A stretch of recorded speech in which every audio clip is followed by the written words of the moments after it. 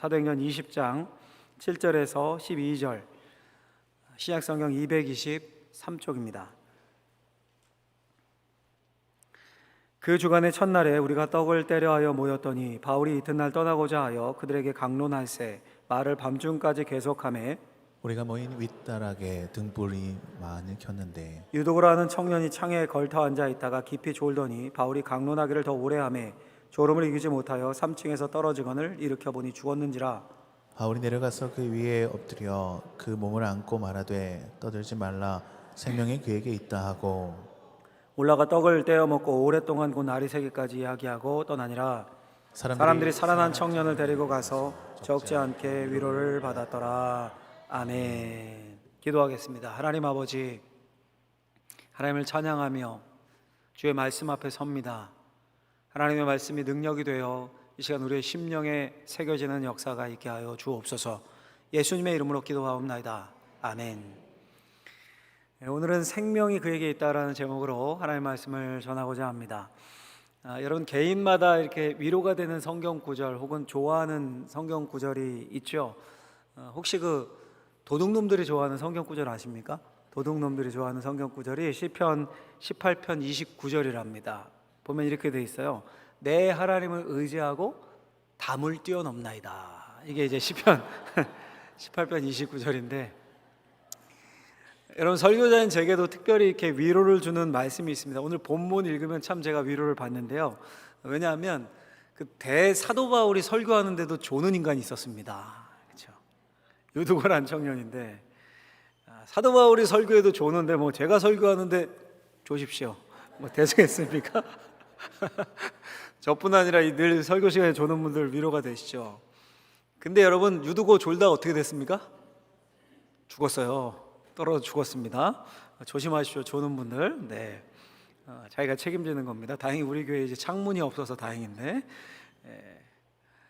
여러분, 이제 어쩔 수 없이 가끔 졸 수도 있죠. 예를 들면 야근을 뭐 계속 몇 날 며칠 했다거나 아니면 감기에 약을 먹으면 졸립잖아요. 어쩌다 그럴 수도 있죠. 그런데요, 예배 때마다 내가 존다, 본인 스스로 아시잖아요. 예배당 나갔는데 하얘 아무것도 기억이 안 나고 졸다 나왔으니까, 그렇죠? 이건 좀 생각해 보셔야 됩니다. 영적으로 뭔가 고장난 것일 확률이 높습니다. 돌이켜 보셔야 돼요, 삶을, 자기의 영적 상태를. 그렇다면 자, 오늘 그 본문을 조금 더 이제 자세히 들어가서 보면요, 이 사건이 일어난 것이 어디냐면 드로아라는 곳이었습니다. 드로아. 이 드로아가 낯선 지명이죠. 성경에 나오니까. 근데 트로이라고 아십니까? 트로이 목마 들어보셨죠? 거기에요. 같은 지명입니다. 그 드로아에서 사도 바울이 딱 일주일을 머물렀는데 이제 주일 저녁이었습니다. 이제 내일이면 떠나는 겁니다. 마지막 밤 유명한 사도가 와서 설교를 하니까 주변의 가정교회에서 꽤 많이 모였겠죠. 아마 수십 명은 되지 않았을까요? 주일에 식사를 하고, 거기 이제 옛날 2000년 전에는 먼저 식사하고 가정교회에서 말씀 나누고 이렇게 했거든요. 설교가 시작되는 겁니다. 당시 주일은 오늘날처럼 공휴일이 아닙니다. 이때는 그건 한참 뒤의 일이고요. 낮에 일하는 거예요. 낮에 일하고 저녁 때 모여서 밥 먹고 이렇게 이야기하고 설교를 듣는 겁니다. 나눔을 하고. 근데 그 설교가 길어진 거예요. 묻고 답하고를 했는지 약간 길어졌습니다. 7절에 보면 그들에게 강론할세 이렇게 되어 있죠. 말을 밤중까지 계속하며, 밤중까지 이어졌어요. 그게 저녁 먹고 뭐 7시쯤 시작했다고 하면 7시 8시에 시작해서 뭐 밤 12시 1시까지 밤중까지 이어진 겁니다. 여러분, 궁금하죠? 과연 설교의 내용이 뭐였는데 그렇게 길게 몇 시간 이상 했을까? 뒤에 보면 밤을 새기까지 했다고 했거든요. 동터 왔다고. 야, 도대체 무슨 말을 그렇게 한 걸까? 여러분, 사실 이 사도 바울이요, 이 트로아에서 설교하기 전에, 며칠 전에 뭘 했냐면 로마서를 탈고했어요. 로마서 편지를. 고린도에서 겨울에 3개월 정도 머물면서 로마서를 썼다고 했죠. 지난주에. 하야십니까? 기억이 안 나요? 지난주에 말씀드린 거예요. 로마서 어렵잖아요. 그 어려운 복음, 하나님의 복음의 내용을 며칠 전에 탈고하고 했으니까, 얼마 전에 그 밤에 다 풀어놓지 않았을까요? 자신이 믿는 복음을 정리를 쫙 한번 한 거니까 며칠 전에 썼으니 이 설교가 길어진 겁니다. 3층 집의 맨 위층 다락방에 모였습니다. 8절에 보면 이렇게 됐어요. 우리가 모인 윗다락에 등불을 많이 켰는데, 등불을 많이 켰다. 전기가 있을 때가 아니니까 등을 여기저기 많이 킨 겁니다. 등불에서 나오는 유독가스와 그을음 이런 게 있었겠죠. 또 사람이 많으니까 불 지펴 우리 등불 켜 있죠. 사람들 막 이산화탄소 내뿜죠. 산소가 부족했겠죠. 밥은 먹었죠. 졸음오기 딱 좋은 환경입니다. 유두고라는 청년이 그 자리에 함께 있었는데 성경에는 우리말 성경에는 청년이라고 번역되어 있는데요. 이 헬라어 단어는 원래 일반적으로 8세부터 14세의 소년을 가리키는 그런 단어입니다. 그러니까 여러분 소녀 8세에서 14세 많으면 14세다. 그러면 사도 바울의 이 로마서 만약 로마서 내용을 이야기했다면 사도 바울의 이야기는 아직 좀 어린 나이였겠죠. 그 소년 유두고가 졸음이 오니까 맑은 공기를 마시려고 창문에 이렇게 걸터 앉았던 것 같습니다. 그때는 창문이 뭐 샤시로 되어 있고 유리창으로 막혀 있고 이게 아니거든요. 그냥 뚫려 있는 거예요. 뚫려 있는 겁니다. 불어오는 찬 공기 신선한 바람에 잠이 잠깐 깼다가 다시 깜빡 졸았던 것 같아요. 그만 3층 아래로 떨어졌습니다. 난리가 났겠죠, 여러분. 사람들이 깜짝 놀라서 우르르 뛰어내려서 보니까 이미 죽었어요. 그 웅성거리는 사람들을 해치고 바울이 가서 보고 이렇게 말합니다. 오늘 요절인데 10절 말씀을 같이 한번 읽어보도록 하겠습니다. 바울이 내려가서 그 위에 엎드려 그 몸을 안고 말하되 떠들지 말라 생명이 그에게 있다 하고. 아멘. 바울이 내려가서 그 소년의 몸에 자신의 몸을 포개고 그를 안았습니다. 그리고 그를 안고 간절히 기도했겠죠. 짧은 시간이지만 마치 여러분 구약 시대에 엘리야라는 선지자 아시죠? 엘리야가 자신을 도와주던 사르밧 과부의 아들이 죽습니다. 그때 그에게 엎드려서 3번을 기도했습니다. 또 엘리야의 제자인 엘리사에게도 같은 일이 있었습니다. 역시 자신을 도와주던 여인의 가정의 아이가 죽자 그 아이의 입에 자신의 입을 대고 아이의 눈에 자신의 눈을 대고 그 아이의 손을 붙들고 그 아이 위에 엎드려서 기도했습니다. 바울도 아마 같은 마음으로 이렇게 기도했던 것 같아요. 거기에 하나님의 능력이 나타났습니다. 멈췄던 아이의 심장이 뛰고 멎었던 숨이 돌아왔습니다. 놀라운 일이죠. 또 다행이죠, 여러분. 만약에 이 소년 유두고가 그냥 죽고 끝이었다. 어떤 일 벌어졌겠습니까? 아이가 혼자 오진 않았을 거 아닙니까? 부모와 함께 왔을 텐데 사랑하는 아이가 예배 중에 말씀 듣다가 죽었으니까 부모의 마음이 어떻겠습니까? 시험 들겠죠. 또 교회는 또 어떻겠습니까? 큰 시험거리겠죠. 교회에 와서 떨어져 죽었습니다. 난리 나겠죠. 이 소문 퍼지면 복음의 진전에도 방해될 것 같고. 근데 하나님이 그 아이를 생명에 살리심으로 주변에 있는 모든 사람들이 이 일을 듣고 오늘 본문 단락의 마지막 절 보면 큰 위로, 적지 않은 위로를 얻었다. 큰 위로를 받고 오히려 더 복음을 강하게 굳세게 믿게 되었습니다. 자, 여러분 보십시오. 이렇게 하나님의 능력이 나타나는 일, 기적적인 일, 이게 없으면 교회가 세워질 수도 없고 그 교회가 발전할 수도 없습니다. 여러분 보세요. 생각해 보십시오. 교회가 무슨 이익을 남기는 단체가 아니지 않습니까? 여기 와서 돈 받으십니까? 아니면 상품을 만들어 팝니까? 교회가? 오히려 헌금 드리지 않습니까? 근데 이렇게 교회가 세워졌어요. 우리 교회가 약 100년 아닙니까, 여러분? 100년. 건물이 100년 됐다는 게 아니에요. 우리 교회 구성원들이 세대의 세대를 거쳐가면서 100년이 이어져 온 거예요. 사람들로. 이렇게 오랜 기간 동안 교회가 자라고 유지돼 왔습니다. 그 이유가 뭐겠습니까? 만약에 하나님의 개입이 없다면 우리 인간이 그냥 그저 마음을 위로하기 위해서 만들어낸 종교라면 이 유지가 되겠습니까? 이렇게 지금까지 번성할 수가 없습니다. 그냥 개념으로 하나님 있겠지 뭐 이런 개념만으로 믿는 게 아니라 그 하나님이 지금도 살아계셔서 역사 속에 우리 삶 속에 우리 교회 속에 개입하셔서 기적을 일으킨다. 이걸 보고 체험했던 사람들이 있었기에 신앙이 전수되고 100여 년을 이어온 겁니다. 이걸 보기에 믿는 겁니다. 여러분 저도 짧은 목회 경험이지만 전도사 처음 시작하면서부터 따지면 한 20여 년 된 것 같아요. 그 기간에도 만약 이거 하나님이 개입하지 않았으면 하나님이 기적적으로 역사하지 않았다면 정말 어렵고 불가능했겠다. 돌아보면 그런 상황들이 교회마다 있었습니다. 분명히 있었어요. 그래서 여러분 우리가 이 하나님의 능력이 나타나는 살아있는 교회가 되기 위해서 기도해야 되는 겁니다. 저를 위해 기도해 주실 때도 이런 살아계신 하나님의 능력이 나타나는 목회가 되게 주십시오라고 기도해 주시길 간곡히 부탁을 드립니다. 기도하기 싫으세요? 부탁을 드립니다. 저뿐 아니라 우리 교회 이곳에 있는 많은 분들이 은사를 받고 성경에 나오는 그 풍성한 은사를 받고 생명 있는 능력 있는 교회가 되어야 됩니다. 그걸 위해 기도하는 저와 여러분들 되길 예수님의 이름으로 축원합니다. 축원합니다. 자, 여러분, 그런데 이 본문을 읽다가 이런 의문이 문득 들었습니다. 분명 하나님이 죽은 생명을 살릴 수 있는 분입니다. 살릴 능력 없으면 하나님이 아니죠. 그런 신을 뭐하러 믿습니까? 그렇죠? 근데 이런 질문이 들어요. 죽은 사람을 살릴 수 있는 하나님이 유두고를 죽지 않게 할 수는 없었을까? 그렇잖아요? 3층 높이에서 떨어질 때 다리나 뭐 엉덩이부터 떨어졌으면 3층이니까 안 죽었겠죠. 뼈가 뭐 부러지거나 했겠지만, 아니면 졸다가 이렇게 창에 걸터 앉았다가 졸다가 떨어질 때 이렇게 밖으로 아니라 안으로 떨어지면 쿵 소리 나고 말겠죠. 아이고, 그러고 깨겠죠. 하나님이 그렇게 하실 수 있었겠죠. 근데 왜 굳이 창 밖으로 떨어져서 죽게 놔두셨을까요? 다치면은 그건 좀 극적 효과가 반감되니까 일단 죽여놓고, 그리고 하나님이 널 살려야겠다, 이겁니까? 하나님이 그게 짓궂은 분이십니까? 질문이 드시죠? 전혀 안 들었는데 제가 얘기하니까 들죠. 그렇죠? 왜 죽으셨을까요? 왜? 여러분, 우리가 꼭 알아야 될 사실이요, 하나님이 기적을 일으키실 때는, 능력을 나타내실 때는 그 기적과 능력이 너무 놀라워서 하나님이 살아계시구나, 이걸 믿도록 하기 위함이고요, 거기다 한 가지를 덧붙여서 그 기적 자체 속에 숨은 의미, 숨은 비밀이 있을 때가 있습니다. 예를 들면요, 예수님이 베드로를 부르실 때 밤에 허탕치고 그물 막 씻고 정리하는데 갑자기 나타나셨어요. 그래서 저기 깊은 곳에 가서 그물을 던져라. 밤새 허탕쳤는데, 이미 했는데 깊은 데 가서 던져라.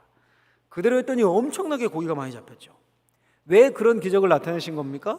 예수님이 전능하신 분이고 예지력이 뛰어남을 보여주기 위함도 있지만, 동시에 무슨 의미가 있습니까? 이 물고기가 많이 잡힌 것처럼 베드로 너는 사람의 영혼을 많이 사로잡을 거야. 사람 낚는 어부가 될 거다. 이걸 보여주시고 소망을 주기 위해서입니다. 오병이의 기적은 어떻습니까? 이미 이건 하나님이 하늘에서 만나를 구약시대에 내리셨잖아요. 그래서 내리셔서 백성들을 먹였던 것처럼 예수님이 하나님이시기에 이 많은 백성들을 먹일 수 있다, 하나님의 아들이기 때문에 가능하다, 이걸 보여주면서 동시에 무슨 의미가 있냐면, 자신의 살을 주어서 사람들에게 생명을 나누실 십자가 사건을 예표하며 내가 생명의 떡이다, 이걸 함께 함축하고 있는 기적인 겁니다. 유두고를 살리는 것도 이런 이중적인 의미가 있습니다. 자, 죽은 자가 살아나는 것을 봤느냐? 하나님이 살아계신다, 그러니 너희가 위로를 받고 예수를 믿어라, 이 의미도 있지만 거기에 덧붙여서 숨은 비밀, 숨은 의미가 있습니다. 그게 뭘까요? 제가 한번 정리를 해봤는데 두 가지로, 첫 번째는 같이 한번 화면을 보고 읽어보겠습니다. 세상이 교회된 우리를 향해 비방하고 시끄럽게 떠들어도 우리 안에는 여전히 생명의 역사가 있다. 예, 우리 안에 여전히 세상이 뭐라고 떠들어도 뭐가 있다고? 우리 안에 생명의 역사가 있다는 거예요. 이 말을 이해하려면요, 여러분, 일단 사도 바울의 상태를 알아야 됩니다. 상태를. 오늘 좀 신앙이 좀 신앙생활을 오래 하지 않은 분들은 어려울 수도 있는데, 한번 이야기를 듣듯이 쭉 제가 설명을 해드릴 테니까 이야기를 듣듯이 한번 들어보십시오. 사도 바울의 선교 여행을 쭉 한번 돌아보면요, 지도를 좀 보여주시면 2차 전도, 1차, 2차, 3차 이렇게 나눠서 했는데요, 2차 전도 여행 때 저 그리스에 있는 빌립보, 제일 위에 제가 빨갛게 동그라미 쳐놨죠, 저기서 복음을 전했습니다. 바울 당시는 마게도냐로 불렀어요. 저 지역이 마게도냐에 있는 빌립보란 도시, 이렇게 생각하시면 돼요. 점치는 여종, 귀신 들려서 점치는 여종, 그 여종의 귀신을 쫓아냈다가 그 여종에게 붙어먹고 살던, 돈 착취하며 살던 주인들이 들고 일어나가지고 고소당해서 감옥에 갇히고 매맞고, 근데 한밤중에 깊은 곳에서 기도하고 찬양했는데 바울과 실라가 옥문이 열리고, 그걸 보고 간수장이 꼬꾸라져 예수를 믿고, 가족이 믿고 빌립보 교회가 그렇게 세워져요. 이게 사도행전 16장 이야기입니다. 그리고는 이제 저 밑에 아덴에 거쳐서 고린도에 내려와서 복음을 전했습니다. 고린도는 정말 큰 도시였습니다. 음행과 환락의 도시였습니다. 로마 시대 몇 번째 꼽히는. 거기서 1년 6개월 정도 꽤 오래 머물렀죠. 머물면서 복음을 전했고 교회가 세워졌습니다. 그리고는 이제 3차 전도 여행이에요. 3차 전도 여행 때 지금의 이제 튀르키예, 파란색으로 동그라미 쳐놨죠. 제가 에베소예요. 소아시아 지역에 불렸던, 소아시아 지역이에요. 저희가 그때는 거기에 에베소라는 도시, 그걸 3차 전도 여행 때 목표로 놓고 중심으로 놓고 복음을 전한 겁니다. 큰 능력이 나타났어요. 복음이 확장됐고, 그곳에서 아르테미스 여신의 모형을 깎아서, 당시의 신이죠, 모형을 깎아서 이렇게 판매했던 사업이 위기를 느낄 정도로 그래서 그들이 막 바울을 죽이려고 사람들 동원해서 기억을 하시죠? 이 에베소에서 2년 6개월 혹은 길면 3년 정도 머물면서 복음을 전했습니다. 가장 오래 머물렀던 곳이에요. 제가 자주 말씀드렸으니까 기억을 하실 겁니다. 그런데 여러분, 이런 일이 있었어요. 이런 일이 에베소에서 한 1년 정도 있었을까요?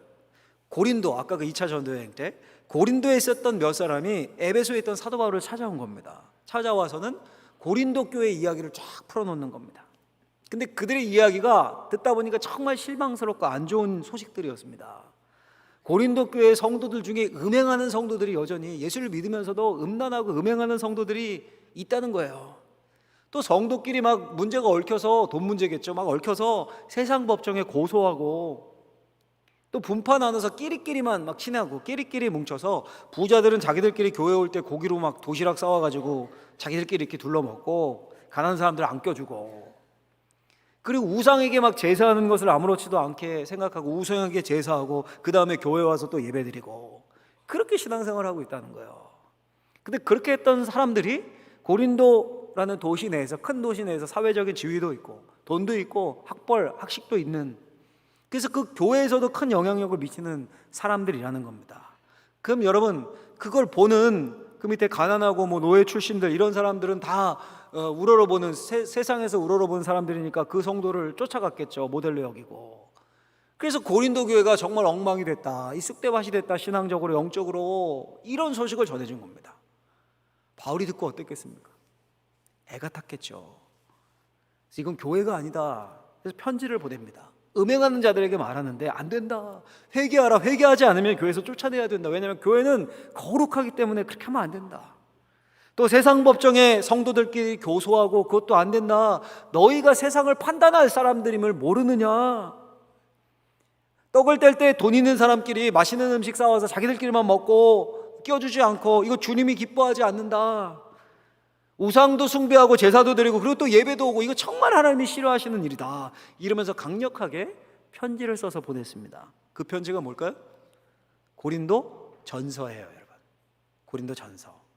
고린도 전서를 읽어보시면 굉장히 어조가 강합니다. 바울의 어조가 이렇게 문제가 많았기 때문에. 자, 이 편지가 고린도 교회로 갔겠죠. 사람을 통해서. 그 사도 바울의 개척자잖아요. 편지를 받아본 고린도의 성도들이 바울의 말을 잘 들었을까요?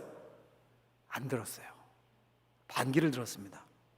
고린도 교회 영향력 있는 사람들이 그 지역에 유지라고 했죠. 그들이 바울의 말을 반대했습니다. 그러면서 심지어 야, 바울 가짜다, 진짜 사도 따로 있다, 파가 막 나뉘어졌어요. 분당이 일어나고 이렇게까지 나왔어요. 바울이 이 이야기도 전해 들은 겁니다. 가만히 있었겠습니까? 행동력과 추진력 하면 바울인데 고린도로 쫓아갔어요. 가서 바로 제대로 바로 잡으려고 갔겠죠. 근데 그 사람들이 바울을 거부한 거예요. 요즘식으로 하면 교회 못 들어오게 하고 막 이렇게 설교도 못하게 하고, 막 세력이 강하니까. 그래서 바울이 다시 문제 해결을 못하고 에베소로 쫓겨오게 된 겁니다. 에베소로 왔어요. 마음이 어떻겠습니까? 얼마나 비참하겠습니까? 자기가 1년 반 동안 해산하는 고통으로 교회를 세우고 그렇게 애를 썼는데 그 지경이 됐으니까 얼마나 간절히 기도를 했겠습니까? 그렇게 기도하면서 몇 달이 지나는 거예요. 그러다가 하나님 지혜를 주셨겠죠. 내가 가면 거부당하니까 내 제자를 보내야겠다. 그 생각에 제자 중에 신실한 사람 디도라는 사람을 보냈습니다. 디도를 보내면서 그 손에 편지를 또 써서 들려보냈습니다. 성경에 보면 바울이 눈물로 너희에게 썼노니라고 말해요. 그래서 그 편지의 별명이 눈물로 쓴 편지입니다. 디도가 가서 그 편지를 보여주고, 온화한 성품이었던 것 같아요. 다 들어주고 설득하고, 그럴 때 하나님의 능력이 나타나는 거예요. 돌보고 목양하니까. 그 와중에 바울은 에베소 사역을 마치고 마게도냐 빌립보로 갔습니다. 가서 뭘 했냐면 디도가 오기를 기다린 거예요. 디도가 오기를. 그 심정이 어땠겠습니까? 아, 이게 좋은 소식 가져올까? 아니면 계속 나를 배척하고 교회가 더 안 좋아질까? 이 사람들이 예수를 믿을까? 혹시 복음에서 떠나는 건 아닐까? 막 별 생각이 다 들겠죠. 근데 드디어 몇 달 뒤에 디도가 고린도에서 빌립보로 온 겁니다. 딱 만났어요. 고린도 사람들의 교회의 소식을 전해줬는데, 야, 이번엔 좋은 소식이었던 거예요. 좋은 소식. 고린도 교회 사람들 가운데 회개의 역사가 일어나고 그 눈물로 쓴 편지가 먹히고 사도 바울을 반대하는 것을 후회하는 사람들이 생겨나고 바울을 다시 만나기를 사모하고 진짜 말 안 듣는 사람들은 막 교회가 치리하고 쫓아내고 이랬다는 소식을 디도로부터 듣습니다. 바울이 어땠을까요, 여러분? 기뻤겠죠. 너무 기뻤겠죠. 그래서 편지를 또 써요. 하나. 그 편지가 뭐냐면 바로 고린도 후서입니다. 고린도 후서. 그러니까 고린도 전서와 고린도 후서 사이에는 바울의 편지가 하나 또 있는 거예요. 눈물로 쓴 편지. 고린도 후서에 나와요, 그게. 근데 그 편지의 내용은 전해지지 않아요. 지금 고린도 전서 후서만 남겨 있어요. 그리고 얼마 뒤에 다시 사도 바울이 고린도로 갑니다. 가서 3개월을 머물러요. 3개월을. 그때 편지를 또 하나 썼다고 그랬죠. 그 편지가 뭐예요? 로마서예요. 로마서. 그리고 이제 3차 선교 여행을 마치고 배를 타고 파송교회였던 수리아 안디옥으로 가려고 했는데 유대인들이 자신을 해하려고 해치려고 한다는 음모를 알고 배를 못 타고 돌아서 육로로 돌아서 항구 도시에 도착했는데 거기가 어디냐면 바로 드로아입니다. 드로아. 오늘 본문이 나오는 트로이. 그 드로아에서 일주일 머물면서 설교를 했고 유두고를 살리게 된 거예요. 복잡한 내용이 뒤에 숨어 있죠, 여러분. 사도행전은 이렇게 간단한 경로로만 딱 정리되어 있는데 우리 20장 앞부분 지난주에 봤습니다. 근데 그 이면을 드러내는 고린도 전후서와 함께 보면 이렇게 복잡한 일이 있었습니다. 특별히 여러분 고린도 후서를 보면 바울의 마음이 정말 잘 드러나는데요. 에베소에서 복음을 전하는 것도 굉장히 어려웠습니다. 한번 읽어보면 에베소에서 어떤 마음이었는지 바울이 고린도서 1장 8절에서 9절 말씀 읽어보겠습니다. 형제들아 우리가 아시아에서 당한 환난을 너희가 모르기를 원치 아니하노니 힘에 겹도록 심한 고난을 당하여 살 소망까지 끊어지고 우리는 우리 자신이 사형 선고를 받은 줄 알았으니. 아멘. 형제들 우리가 아시아에서, 이 아시아가 에베소예요. 에베소. 소아시아의 중심 에베소에서 활동했잖아요. 이렇게 말해요. 에베소에서 힘에 겹도록 심한 고통을 받았고 살 소망까지 끊어져서 사형 선고를 받은 것 같았다. 여러분 생각해 보세요. 온 시내가 요란해서 막 수만 명 모이는 원형 극장에 모여서 막 바울을 죽이려고, 일행을 죽이려고, 그러니 이 사형 선고 받은 것 같은 걸 경험한 거예요. 얼마나 위축되겠습니까? 에베소에서. 또 육체적으로도 얼마나 힘들었는지 고린도후서 12장 7절에 보면 내 육체에 가시가 있는데 곧 사탄의 사자다 이렇게 표현합니다. 사탄이 제일 미워하는 사람이 있다면 예수님이에요. 1순위가. 2순위가 바울인 겁니다. 사탄이 바울에게 가시를, 사자를 보낸 거예요. 그게 간질이다 이렇게 말하는 학자도 있고 안질이다 이런 학자도 있고 또 풍토병에 걸려서 늘 약했잖아요. 게다가 미래가 어떻게 될지 몰랐습니다. 예루살렘으로 이제 다시 갔다가 안디옥으로 가려고 하는데 거기에 바울을 죽이려는 사람들이 바울이 오기만을 기다리고 있었습니다. 자, 여러분 이렇게 외적으로 많은 심한 밖에 고통, 살 소망까지 끊어졌다. 이렇게 바울을 괴롭혔는데 그 모든 고통보다 바울의 마음을 가장 괴롭혔던 게 뭐였냐면 바로 고린도 교회였던 거예요. 고린도 교회를 생각할 때마다 마음이 너무 아픕니다. 내가 어떻게 이렇게 복음을 전했는데 해산의 고통을 당했는데 그들이 나를 배신하고 복음에서 떠날 수 있을까? 게다가 고린도 교회 은사가 많았거든요. 처음에 하나님의 역사와 은사를 많이 체험한 사람들입니다. 생각이 깨고 많이 배운 사람들입니다. 근데 이들이 죄를 지으면서 더 강력하게 자신을 반대하는 겁니다. 은사 받은 사람들끼리 서로 싸웁니다. 예언이 더 좋다, 방언이 더 좋다, 아니다, 설교가 최고다 막 이러면서. 야, 이거 세워진 지 몇 년 안 된 교회가 다시 제대로 교회로 바로 설 수 있을까? 이러다 그냥 문 닫는 거 아닐까? 이런 마음이 바울을 사로잡고 있었을 겁니다.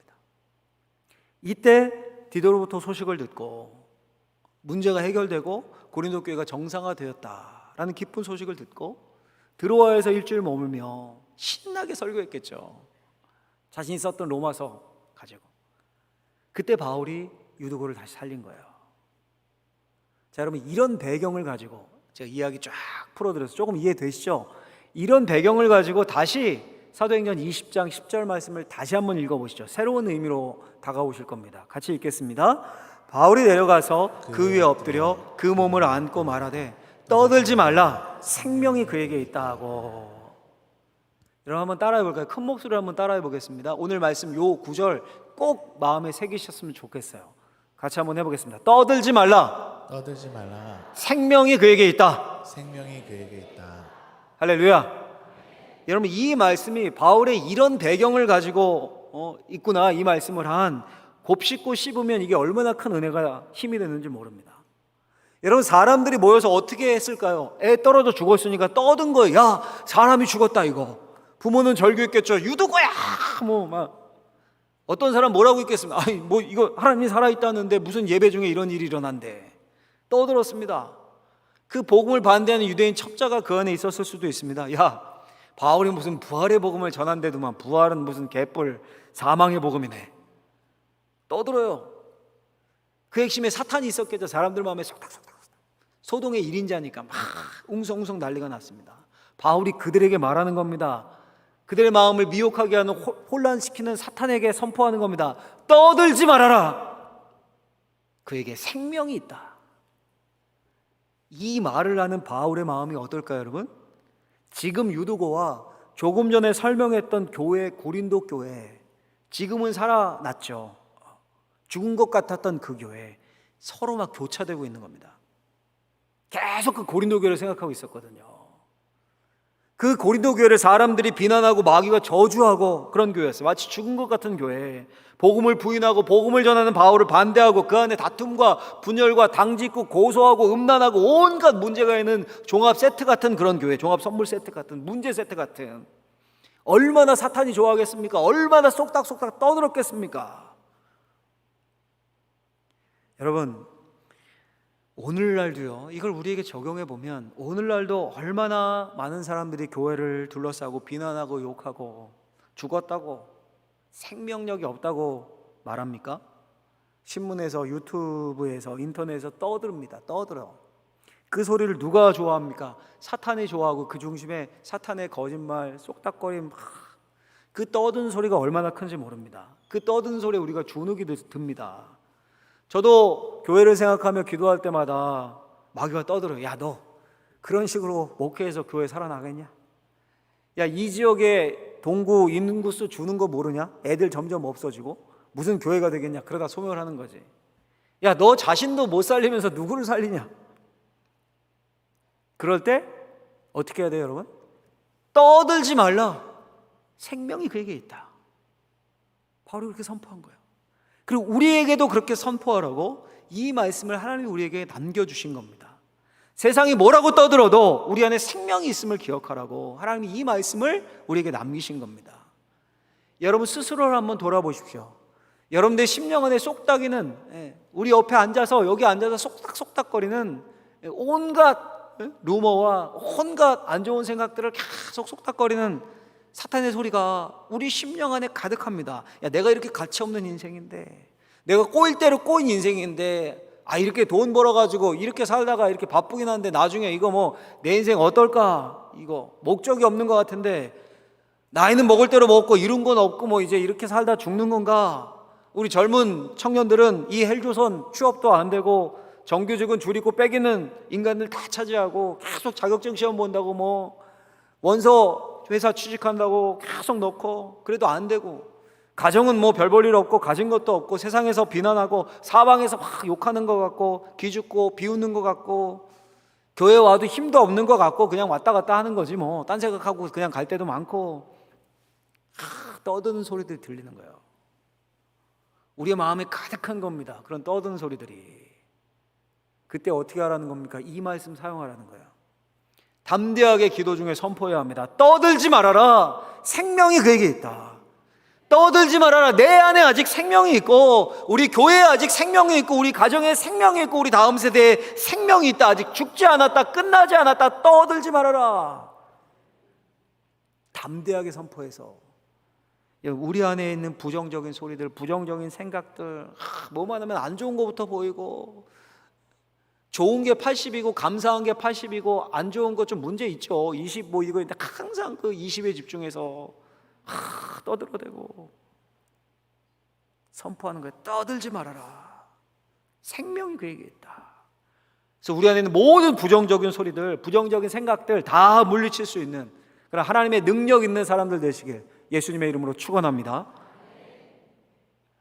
두 번째는 여러분, 시간이 많이 갔으니까 간략하게 좀 생각해 보면 본문의 숨은 의미를 하나 더 간략하게 생각해 보면 같이 읽어보겠습니다. 살리는 생명의 역사는 생명을 던지는 것으로만 나타난다.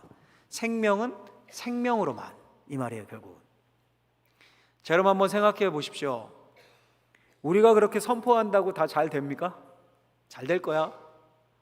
난 긍정의 힘을 믿으니까 걱정하지 마. 이러고 다니면 잘 됩니까?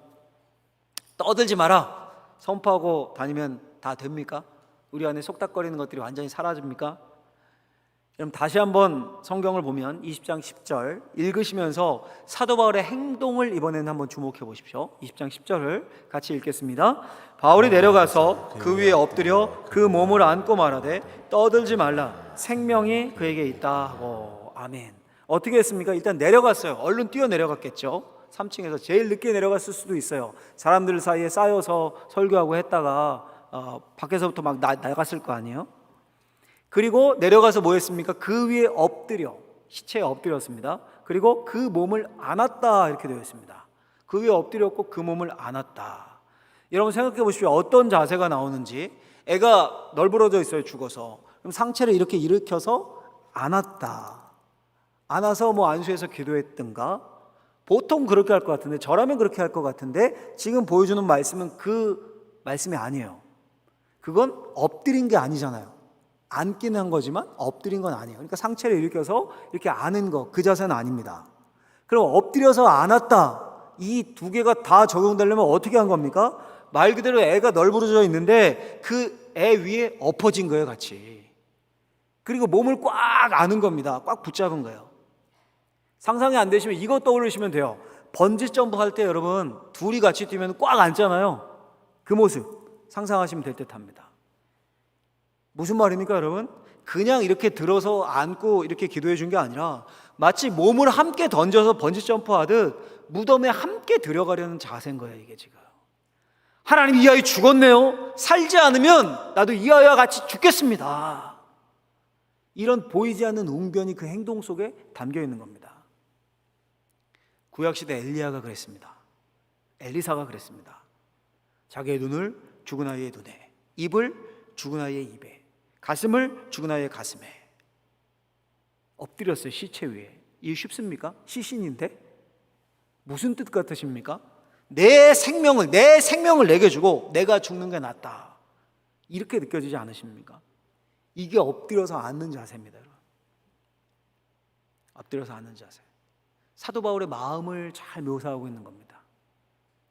고린도서 4장 12절 말씀을 보면요, 같이 한번 읽어보겠습니다. 같이 읽습니다. 그런즉 사망은 우리 안에서 역사하고 생명은 너희 안에서 역사하느니라. 아멘. 이 수수께끼 같은 말씀이 바로 그 뜻이에요. 그 사망은 내가 다 끌어안으마, 그 사망은 내가 담당하겠다. 그 대신 생명이 너희에게 전달되기를 원한다, 이 말이에요. 여러분, 생명은 생명으로만 살릴 수 있습니다. 엄마가 생명 하나를 얻기 위해서 자기 목숨을 거는 겁니다. 나라를 위해 목숨 바친 사람들 때문에, 교회를 위해 생명을 드린 사람들 때문에 우리가 살아있는 겁니다. 한 알의 밀알이 땅에 떨어져 죽지 않으면 그대로 있고, 또 땅에 떨어져 죽으면 또 다른 생명을 맺는 겁니다. 예수 그리스도가 죽으심으로 우리 모두에게 생명이 임하신 거예요. 그 여러분, 우리 안에 있는 예수님의 생명이 누군가에게, 다른 사람에게 전달되기 위해서는 그 사람을 끌어안고 죽을 것 같은 마음으로 간구할 때 비로소 생명이 살아나는 역사가 나타나는 거예요, 여러분. 생명은 생명으로만. 여러분 생각해 보십시오. 여러분 어떻게 예수를 믿게 되셨습니까? 부모로부터 신앙이 전수됐을 수 있죠. 복음이 모태신앙이고 이러시면. 아니면 친구로부터, 친척으로부터, 회사 동료로부터, 길 가다가 전도지를 받아서 누군가에게, 여러분들에게 복음을 전하는 사람이 있어요. 그 복음을 받아들인 거예요. 그 누군가, 여러분들에게 복음을 전하는 누군가는 또 누군가로부터 복음을 들었겠죠. 그 누군가는 또 누군가로부터 어디까지 거슬러 올라가는 겁니까? 2000년을 거슬러 올라가는 거예요. 그럼 누굴 만납니까? 12제자들. 그렇죠?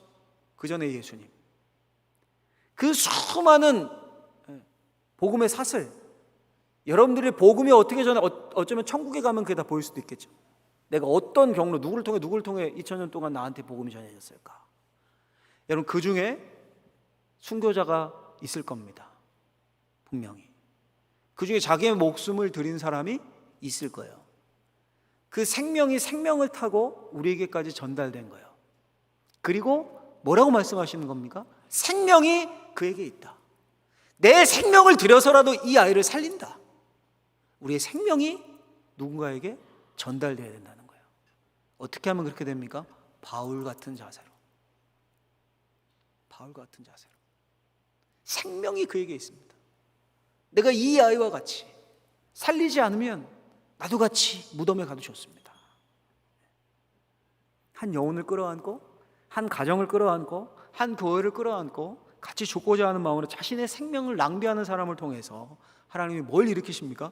생명의 역사를 일으키시는 겁니다. 그렇게 복음이 전해지고 전해져서 예루살렘에서부터 다거진까지 이른 거예요, 여러분. 저와 여러분들도 이 거룩한 생명의 체인 사슬에 연결고리가 되어서 이어져서 사용될 수 있게 되기를 예수님의 이름으로 간절히 축원합니다. 축원합니다. 기도하겠습니다. 하나님 아버지 감사합니다. 생명을 우리에게 주셨습니다. 그 생명의 은혜를 누리며 그 풍성함을 누군가에게 우리도 전달할 수 있는 하나님의 귀한 사람들 되게 하여 주옵소서. 예수님의 이름으로 기도하옵나이다. 아멘.